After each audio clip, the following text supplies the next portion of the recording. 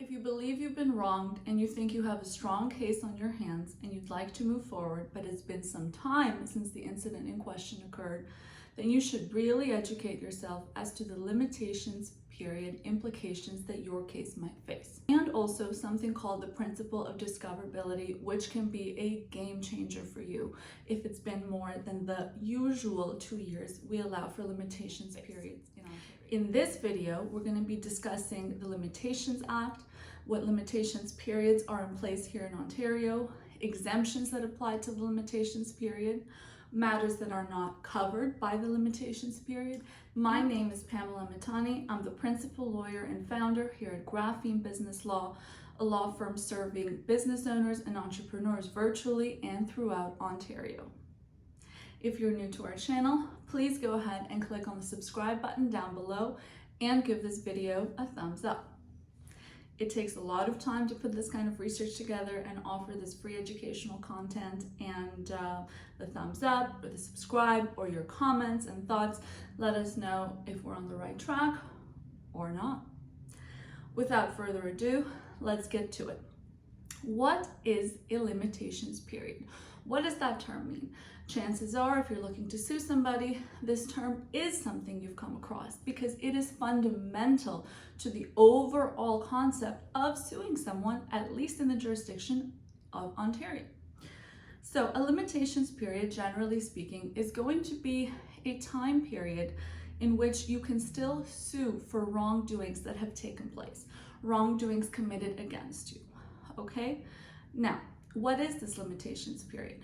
Well, in Ontario, we have our own Provincial Limitations Act. And this act tells us that the general governing limitations period in Ontario is 2 years. What does this 2 years mean? Well, if we combine it with the definition of Limitations Act, we know that generally speaking, you have 2 years from the date which a wrong was done onto you to sue your wrongdoer, right? And we're speaking here in very simple terms so that as many viewers as possible can understand and benefit from this video. The wrongdoer can obviously be anybody. It can be a company, it can be a human being, it can be your neighbor, whoever you think has wronged you, okay? Now, there is a saving principle here, which is called discoverability. And discoverability is governed by Section 5 of the Act. And I'm just gonna open the act here and put the wording on the screen so that you can follow along. A claim is discovered on the earlier of the day which the person with the claim first knew that the injury ... occurred, that the injury ... was caused, that the act or omission was that of the person against who the claim is made, and that having regard to the nature of the injury ... a proceeding would be an appropriate means to seek remedy, and the day on which a reasonable person with the abilities and in the circumstances of the person with the claim first ought to have known the matter referred to in Clause A. Putting the camera back to us, keep in mind discoverability does not go along with the 2 years limitations period.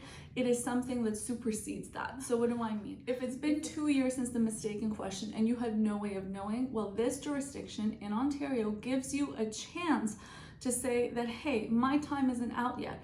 I just learned about this now. What's a classic example, or one that at least comes to classic in my mind?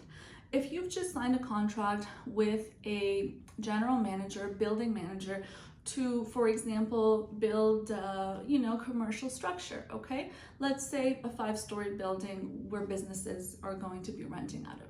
This business looks gorgeous to the eye. You see that it is, shining and all the finishes are upscale and exactly as you want it. And okay, it's been about 2 years now since the contract. So colloquially speaking, the 2-year clock is out. However, after about 1 year and 7 months of moving into the building as a commercial landlord and tenant in whatever capacity, you see that your building is actually sinking, and the foundation has been a botched job. People's lives are at stake. It's costing you money now to repair all of this. Well, then a bell goes on. Wait a second. This looked good to the eye when I took over the keys from the builder for this gorgeous new building, but actually something's not right here, and I have now just discovered it. Your contractor could have known he duped you all along, but you wouldn't have known that.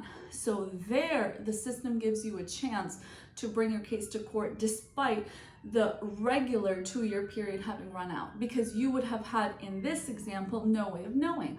That contractor could be a master scam artist. He made a building, during those 2 years. I mean, obviously it would have taken time to build, so you might have maybe had keys to the building for a month during those 2 years. He knows this building is not going to collapse in a month, but it's maybe going to collapse in 1 to 2 years. And there you are, a year and 7 months in this hypothetical example, and your building is now sinking. So are you prevented from doing something about it because 2 years since you contracted has passed?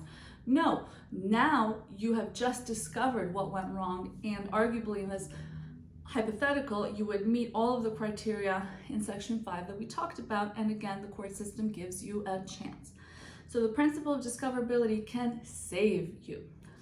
Something else that I want to talk about, very brief, very high level, is that if your case would have originated in interest anytime that would have overlapped with COVID times, the court systems did pause limitations periods for months during the years of 2020, 2021, 2022.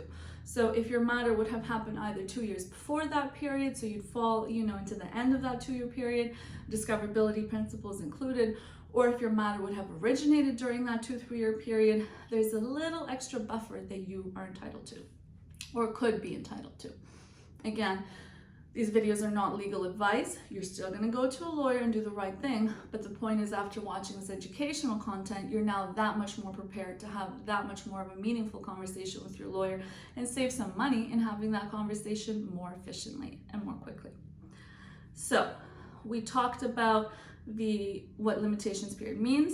We talked about the Limitations Act. We're generally looking at 2 years, but then there's the discovery principle, and owing to recent events, of course, there's the COVID exceptions, if you will, and then there are further exemptions to when that clock could have started. For example, something done wrong to a minor, the clock doesn't start even if discoverable, because until that person is no longer a minor. Okay, that could be something that applies. And there's, other circumstances there. What if the minor had what's called a litigation guardian and those things? But big picture, when we're dealing with minors, the limitations clock is not ticking. Another example is as regards, incapable or incompetent persons. Classic example that comes to mind here. A patient, has been done wrong onto by his doctor, and again, we're keeping the speech very simple here, done wrong onto, could have been anything, by his doctor, and as a result of this medical, malpractice is what it is, the patient enters, a 2-year and 1-day coma. Well, when they wake up, they're not going to say, the good news is you're out of the coma, the bad news is your limitations period ran out yesterday. No. On what planet could somebody in a coma have initiated litigation? Other circumstances would be, certain other health conditions, for example.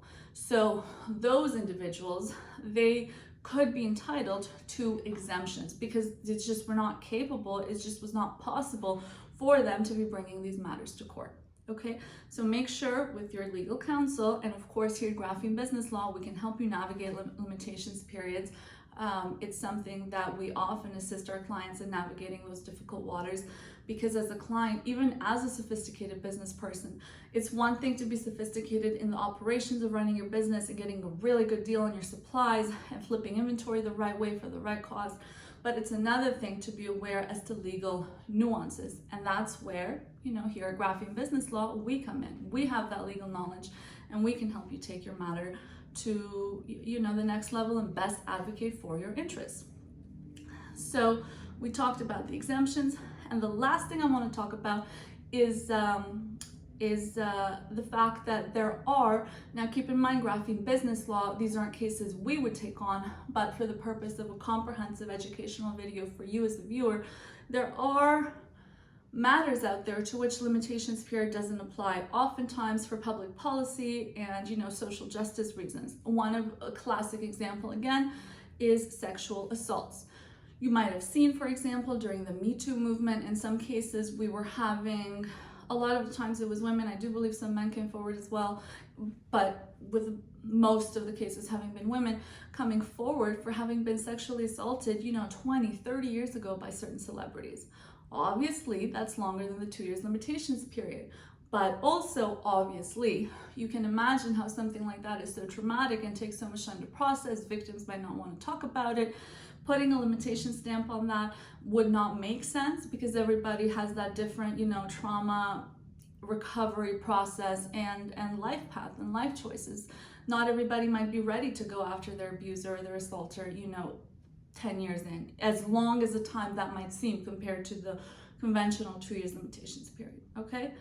And as the final bow on this video, if you will, there is also something in section, I believe it's 16 of the Ontario Limitations Act called ultimate limitations period. And this is going to give us that final timestamp, not including the cases to which the limitations period doesn't apply that we discussed, such as sexual assault, but the ultimate period applies to other cases that are conventionally governed by the Limitations Act, and that's going to be a 15-year limitations period. And the 15-year limitations period, one other thing to know about it is that the principle of discoverability doesn't apply here because the thought is that you shouldn't really need it. I mean, it's 15 years that the courts are now giving you on special circumstances, and this isn't something you're granted as of right. You have to make the right pleadings, you have to know what to ask for, but it's something, now that you've watched this video, you can go to, whatever lawyer retain, including us here at Graphene Business Law, and you can ask, hey, I heard about this, do I qualify because I'm otherwise kind of out of the 2-year mark?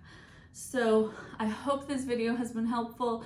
Limitations period knowledge is necessary. It is so important to moving your claim forward successfully within the court system, but it's something that doesn't flag at the surface, right? What do I mean? At surface level, if something has been done wrong onto you or your business or whatever the case may be, you're going to be focused on the logistics of that case, right? Like, did the wrongdoer commit fraud? Yes or no? And what does that legal test look like?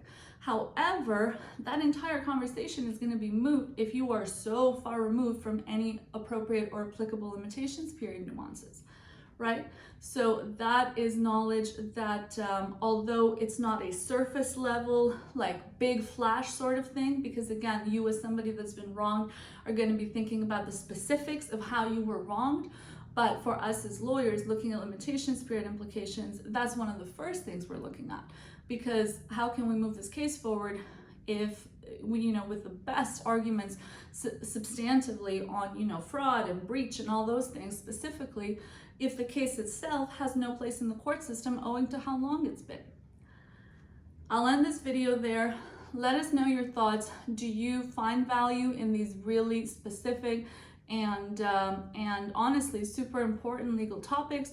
Or do you prefer more videos that have to do with, the successful operations of a business and all that knowledge we have on running a successful business owing to, of course, having our own business and working only with business owners? So do you find more value in us putting those topics together? Or are you interested in learning more about specific legal nuances that might apply to you if you're looking to move forward in the litigation process as a business owner or an entrepreneur? Let us know. And again, don't leave this video without a thumbs up and clicking on the subscribe button down below. It helps more than you know.